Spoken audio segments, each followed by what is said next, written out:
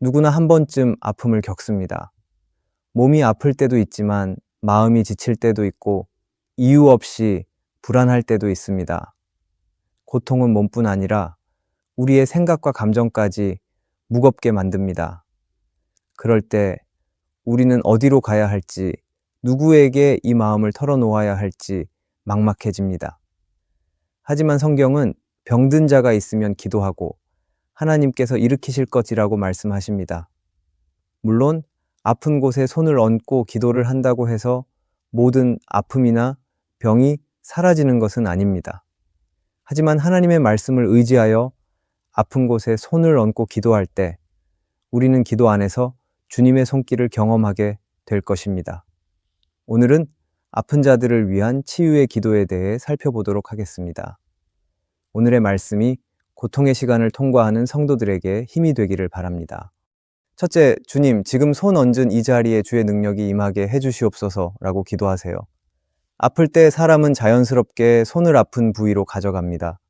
무의식적으로 그곳을 감싸고 누르며 조금이라도 통증이 줄어들기를 바라고 위로받고 싶은 마음에 손을 얹게 됩니다.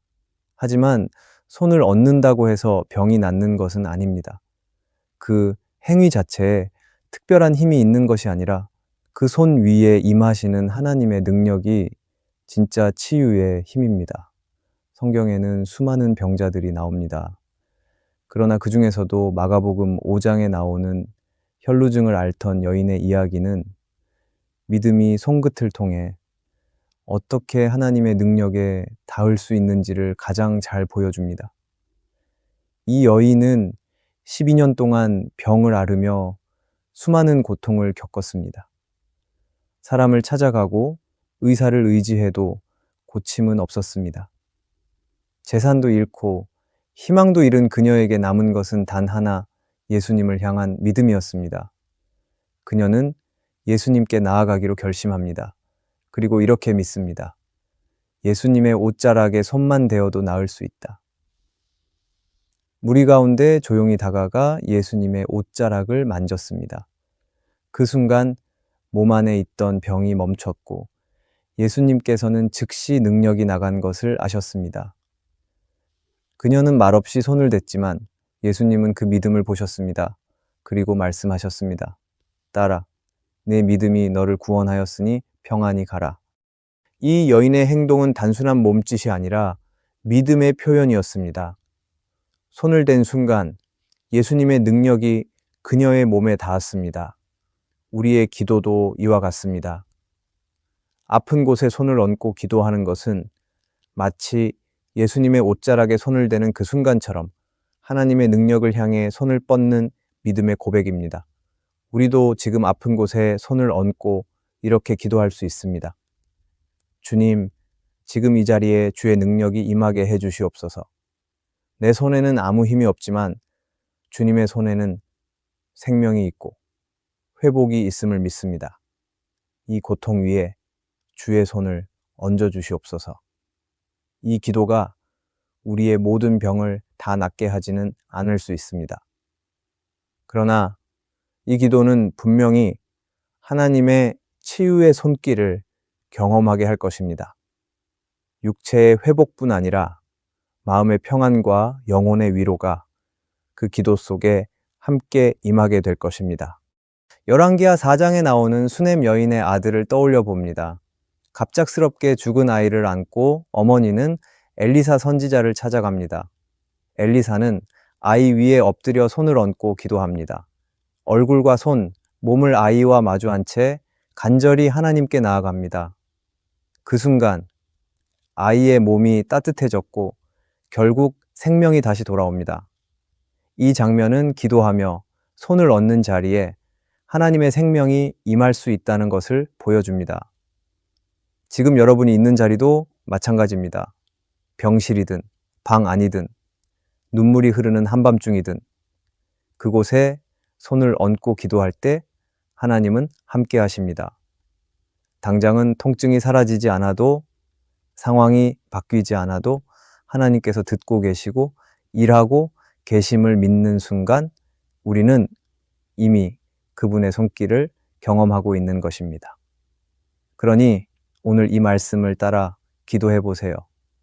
주님, 지금 손 얹은 이 자리에 주의 능력이 임하게 해 주시옵소서. 내 몸이 회복되든 아니든 주님이 지금 여기 계심을 믿습니다.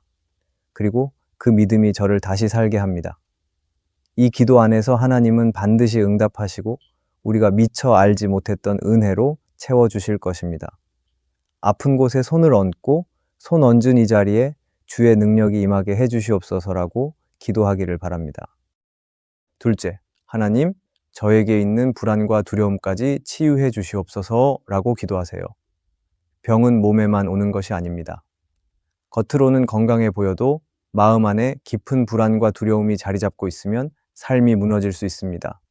때로는 눈에 보이는 통증보다 설명하기 어려운 불안이 더 무겁고 고통스럽게 다가옵니다.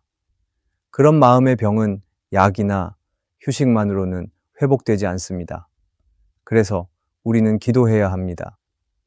단지 육체의 치유뿐 아니라 내 안에 쌓여 있는 불안과 두려움까지도 하나님께서 만져주시기를 구해야 합니다. 구약 성경을 보면 엘리야 선지자도 깊은 두려움을 겪은 적이 있었습니다. 그는 갈멜산 위에서 하나님의 불을 경험했고 수많은 백성 앞에서 담대하게 하나님의 이름을 외쳤던 사람이었습니다.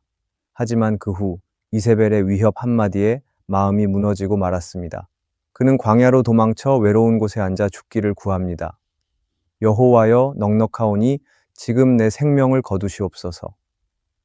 겉으로 보기에는 강한 믿음의 사람이었지만 그 마음속 깊은 곳에는 감당할 수 없는 두려움과 지침이 쌓여 있었던 것입니다.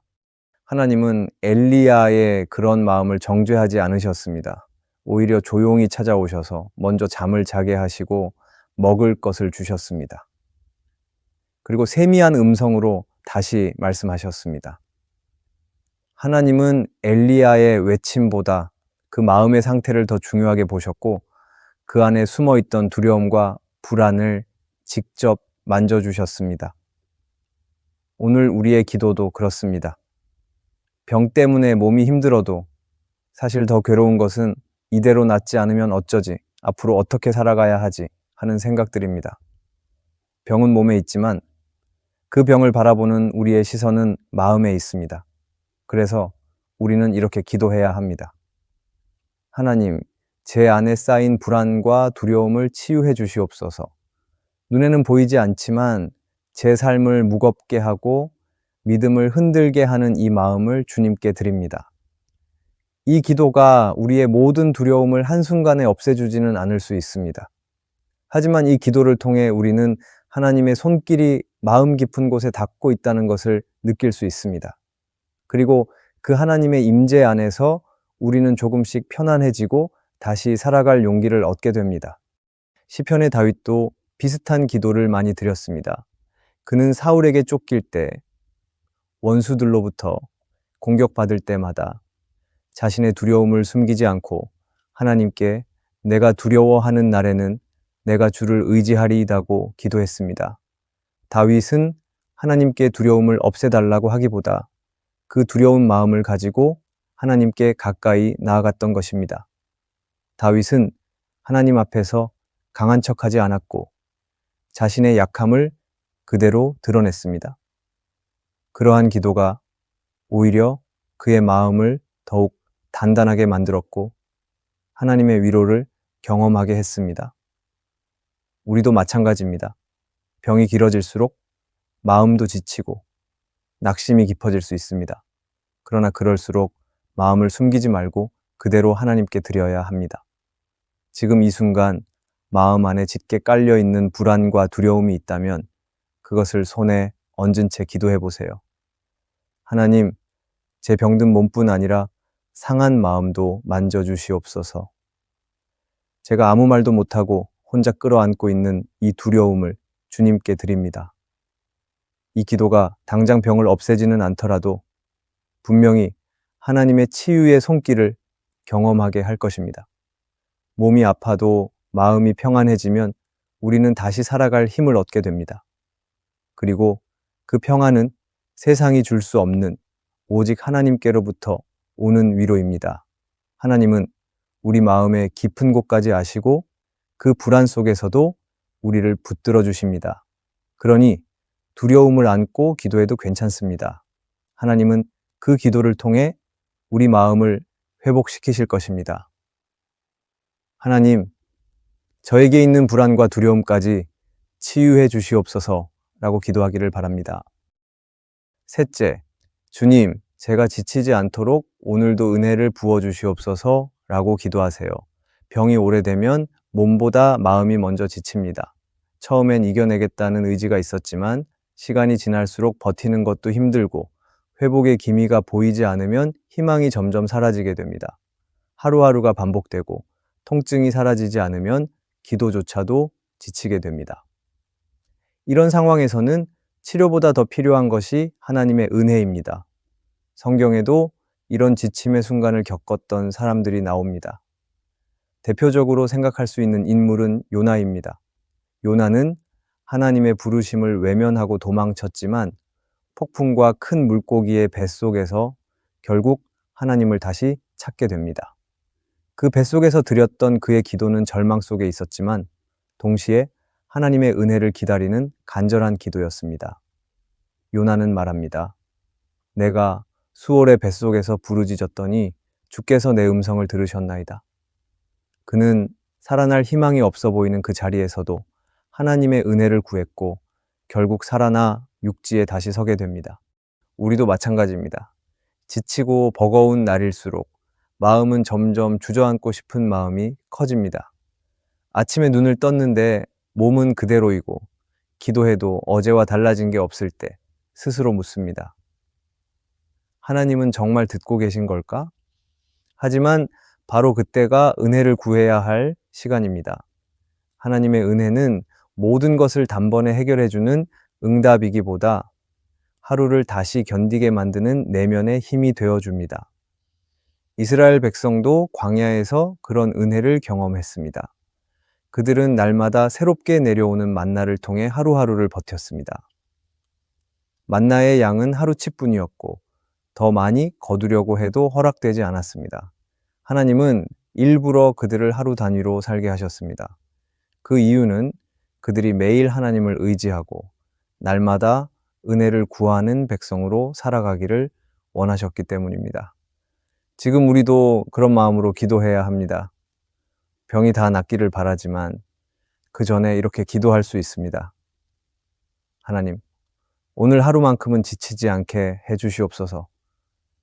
어제보다 많이 아파도 내일보다 오늘을 견딜 수 있는 은혜를 부어 주시옵소서. 이 기도는 단지 마음을 다잡기 위한 말이 아니라 하나님께 매일 새 힘을 공급받기 위한 믿음의 고백입니다. 그리고 이 기도는 우리의 모든 병을 다 낫게 하지는 않을 수 있습니다. 하지만 이 기도를 통해 우리는 분명히 하나님의 치유의 손길을 경험하게 될 것입니다. 병이 다 나아야만 은혜를 느끼는 것이 아니라 지친 마음에 다시 힘을 주시는 그 순간이 바로 하나님의 치유가 시작되는 자리이기 때문입니다. 그러니 오늘 하루도 아침이 되었든 밤이 되었든 마음이 무너질 때마다 이렇게 기도해 보세요. 주님, 제가 지치지 않도록 오늘도 은혜를 부어 주시옵소서. 통증이 그대로여도 괜찮습니다. 마음이 무너지지 않게, 믿음이 꺼지지 않게 주님의 은혜로 저를 채워 주시옵소서. 하나님은 그 기도를 외면하지 않으시고 가장 필요한 방식으로 오늘도 우리를 붙드실 것입니다.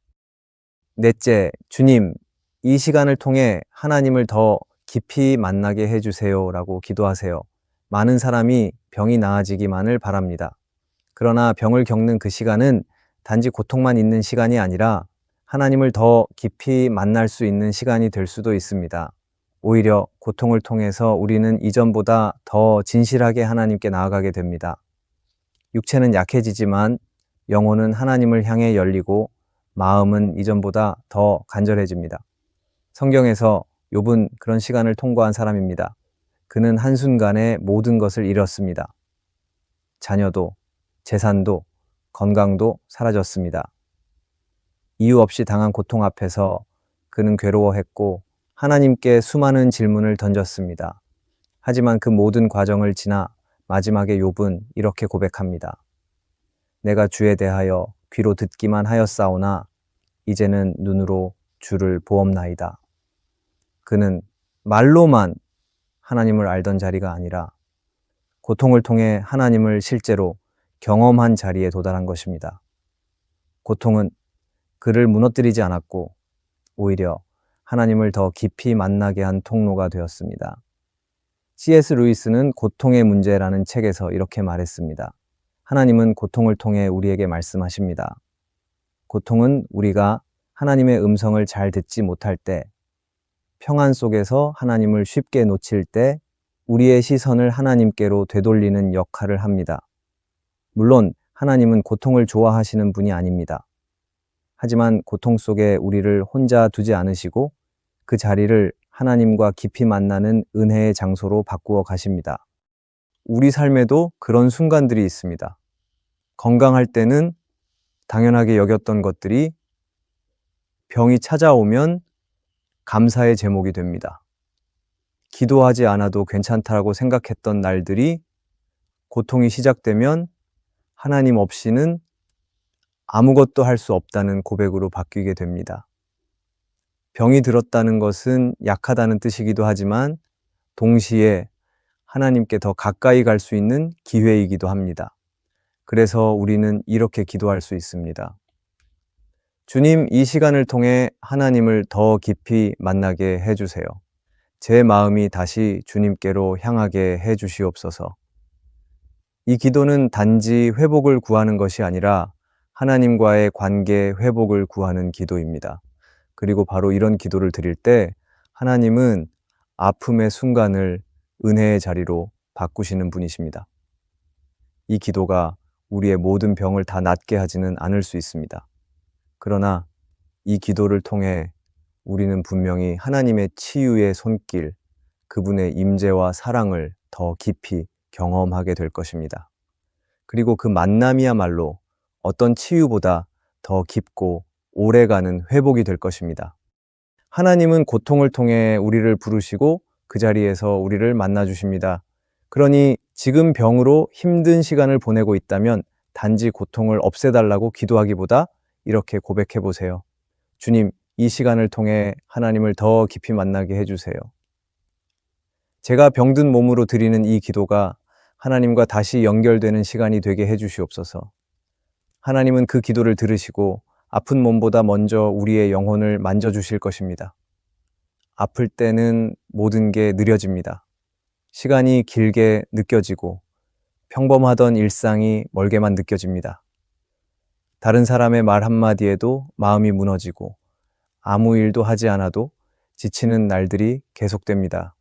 그럴 때 우리는 자꾸 약해진 자신을 바라보며 낙심하게 됩니다. 그러나 하나님은 그런 우리를 책망하지 않으십니다. 오히려 지친 마음을 알고 계시고 아픈 몸을 다 아시는 분이십니다. 하나님은 단지 병이 낫는 것만이 아니라 그 고통을 통과하는 우리의 걸음을 붙들어 주십니다. 우리가 기도할 수 있는 힘조차 없을 때에도 하나님은 먼저 다가와 위로하십니다. 그리고 눈물이 흐르는 순간 조용히 곁에 앉아 함께 아파하십니다. 우리는 완전하지 않기에 여전히 아프고 여전히 두렵고 여전히 흔들릴 수 있습니다. 그러나 그 가운데서도 하나님은 우리를 포기하지 않으시고 오늘도 다정하게 말씀하십니다. 내가 너와 함께 있다. 이 음성을 붙들고 오늘도 믿음으로 하루를 살아가기를 바랍니다. 고통은 지나가고 주님의 손길은 남습니다.